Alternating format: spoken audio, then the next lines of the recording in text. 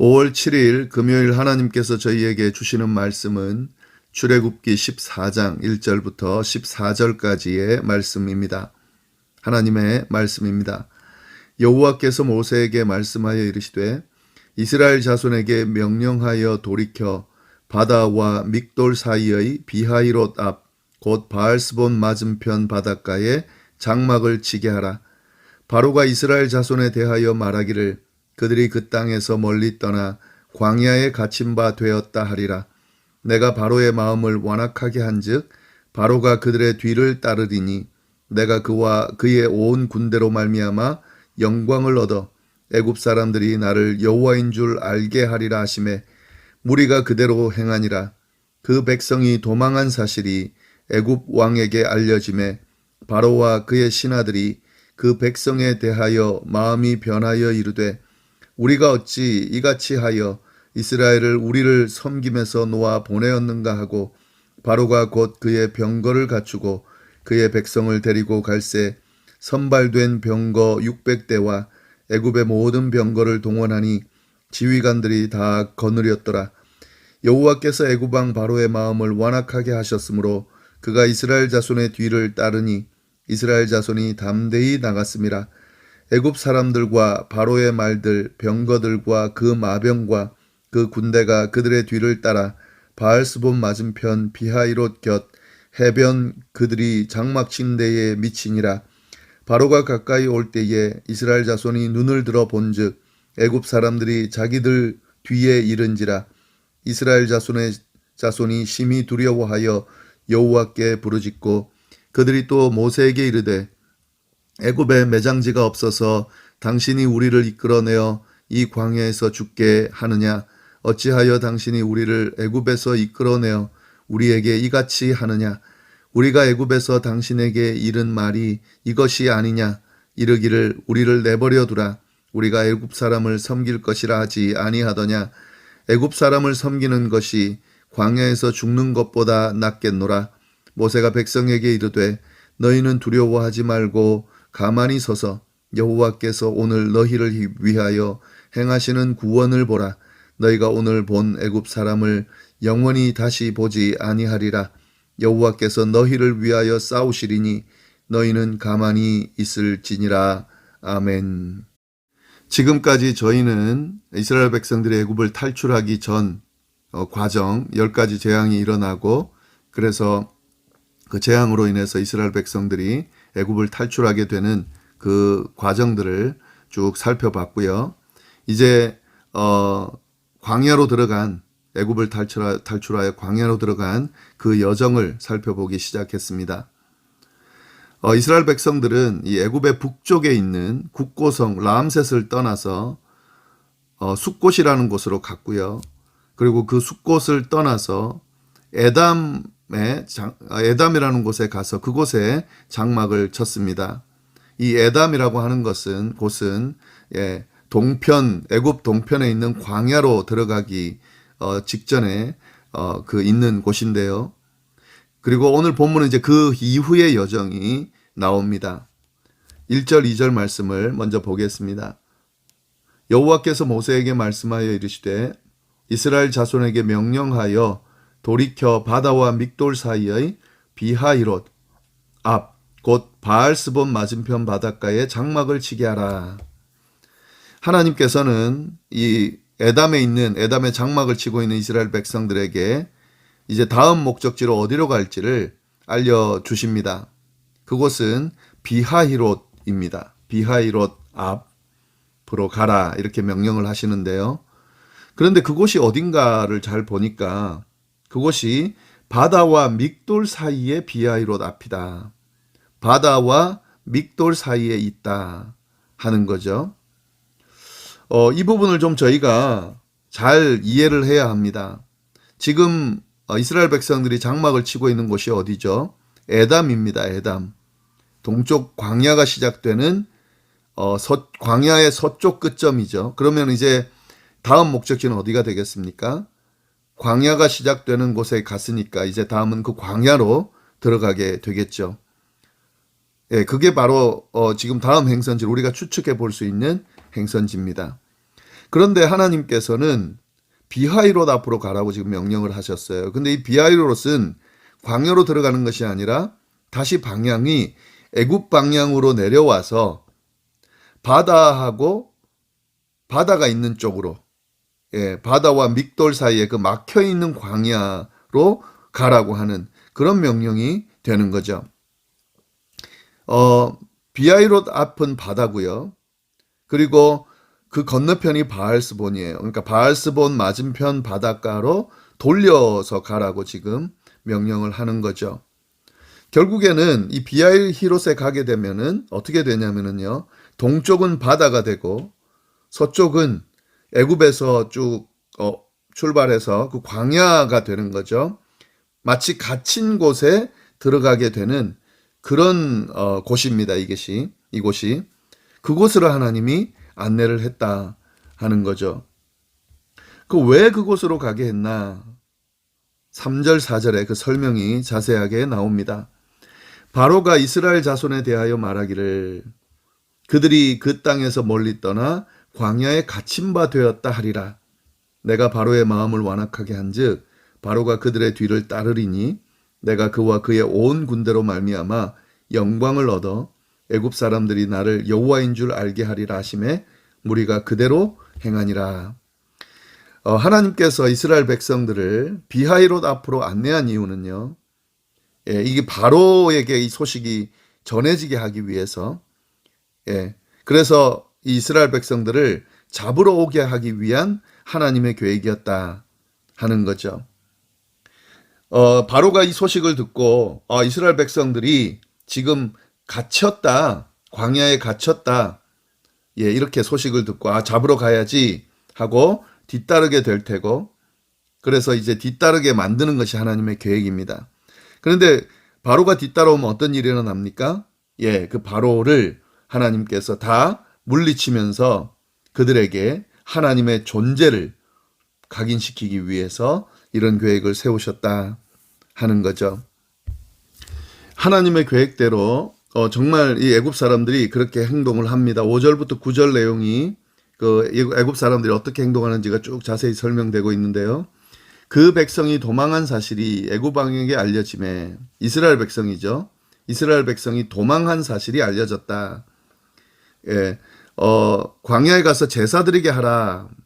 그걸로 딜을 한 건데, 다시 돌아오지 않고 도망갔다 하는 거죠. 그러나 사실은 그 10가지 재앙이 일어나면서 이 애굽 사람들이 이스라엘 백성들이 다시 돌아오지 않을 거라고 충분히 예측을 했습니다. 근데 지금 이렇게 다시 다르게 생각을 하고 있는 거죠. 도망했다 이렇게 생각하는 거죠. 그리고 바로와 그의 신하들이 그 백성에 대하여 마음이 변하여 이르되, 그러니까 마음이 변한 거예요. 우리가 어찌 이같이 하여 이스라엘을 우리를 섬김에서 놓아 보내었는가, 지금 아까워하는 거죠. 자기들의 백성이라기보다는 재산에 가깝죠. 자기를 섬기는. 근데 그 많은 재산을 지금 다 놓친 거죠. 그래서 후회하면서 6절 바로가 곧 그의 병거를 갖추고 그 백성을 데리고 갈새, 그러니까 군대를 갖추고 그 이스라엘 백성들을 쫓아간 거죠. 선발된 병거 600대와 애굽의 모든 병거를 동원하니 지휘관들이 다 거느렸더라. 그러니까 엄청나게 많은 군대가 지금 이제 이스라엘을 쫓아가는 거죠. 여호와께서 애굽 왕 바로의 마음을 완악하게 하셨으므로 그가 이스라엘 자손의 뒤를 따르니 이스라엘 자손이 담대히 나갔습니다. 애굽 사람들과 바로의 말들 병거들과 그 마병과 그 군대가 그들의 뒤를 따라 바알스본 맞은편 비하이론 곁 해변에 그들이 장막 친 데에 미치니라. 하나님께서 광야로 바로 이스라엘 백성들을 보내지 않으시고 비하이롯 앞, 그러니까 바닷가가 있는 앞으로 보내셔서 마치 갇힌 것처럼 그렇게 하셨고요. 그리고 이 소식이 애굽의 바로에게 들려지고, 그래서 이게 이스라엘 백성들이 지금 갇혀 있다는 것을 듣고 빨리 쫓아가서 그들을 다시 데려와겠다 하는, 그래서 애굽 백성들, 애굽 군인들이 지금 이스라엘 백성들을 쫓아가서 비하이롯 앞까지 이르는 그런 내용이 나옵니다. 하나님께서 지금 하시는 그 일들, 이걸 지금 이스라엘 백성들이 따르긴 했는데 이해하기가 쉽지는 않은 그런 일이죠. 예. 그리고 마치 그 갇힌 곳에 들어가서 죽게 만든 것처럼 그렇게 보이느라. 그러나 이런 그 일들은 하나님의 계획 아래 있다 하는 거죠. 하나님은 당신의 백성들을 그렇게 죽음으로 내모는 그런 존재가 아닙니다. 하나님은 당신의 백성들, 하나님의 백성들을 끝까지 보호하시고 구원하시는 분이세요.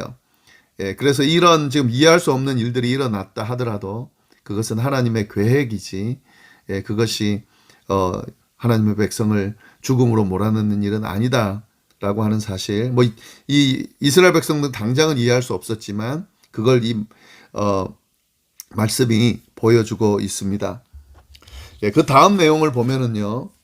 애국 군대가 이렇게 이제 자신들 눈앞까지 지금 쫓아온 거죠. 이스라엘 백성들 앞에. 그래서 바다에 갇힌 것 같은, 한쪽은 애국 군대가 쫓아오고 한쪽은 바다가 막고 있는 곳에 처해 있는 이때 이스라엘 백성들이 어떻게 반응하는가?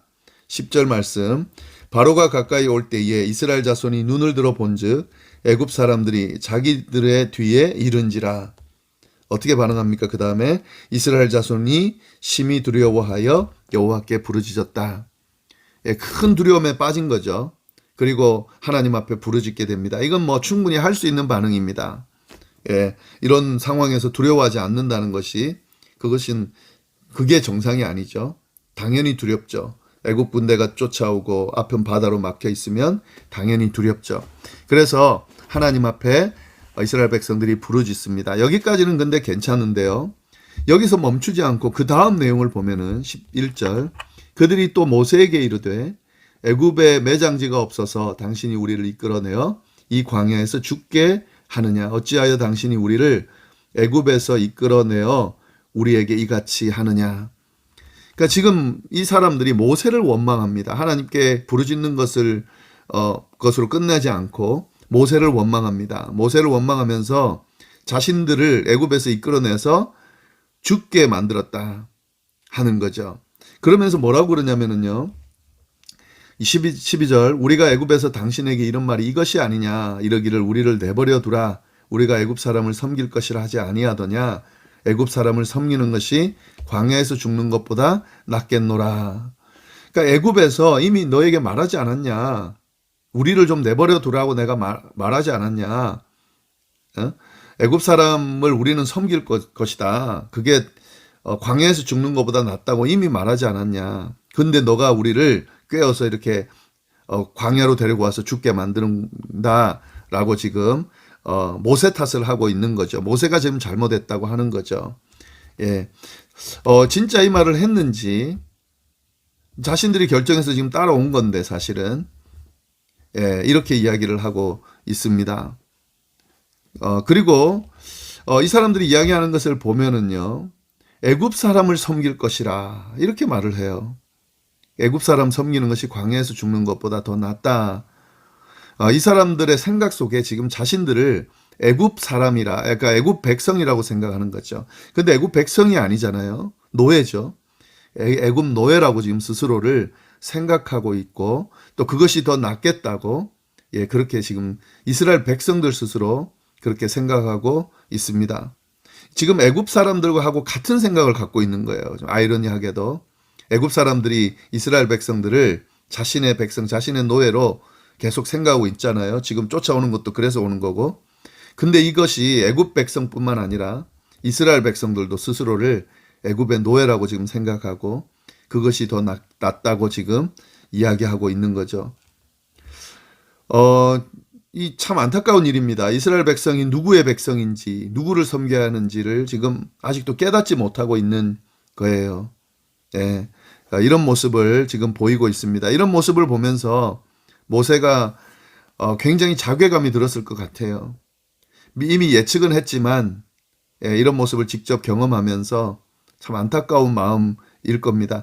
이런 모습은요, 지금 뒤에도 나오지만 광야 생활을 하면서 힘들 때마다 이런 모습을 보여요.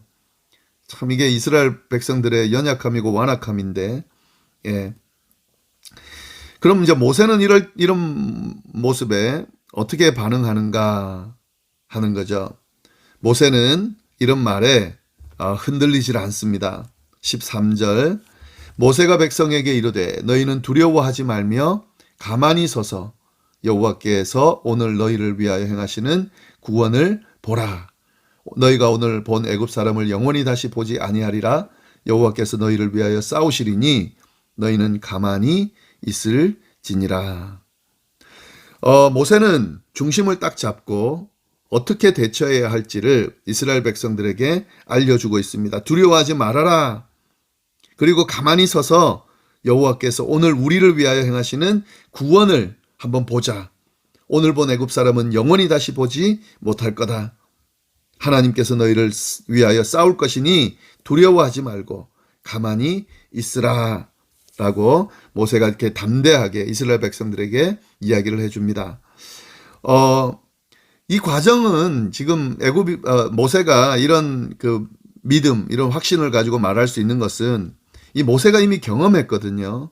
10가지 재앙이 애굽에서 일어나면서 애굽의 그 신들 있잖아요. 태양을 섬기고 나일강 중심에 섬기던 그 신들이 다 무기력하게 하나님 앞에서 만들어지고, 그리고 그 과정들을 통해서 애굽보다 훨씬 크신 하나님의 존재가 드러났고, 그 하나님께서 이스라엘을 구원하셔서 그래서 출애굽을 시켜줬다 하는 것을 모세가 잘 지켜봤습니다.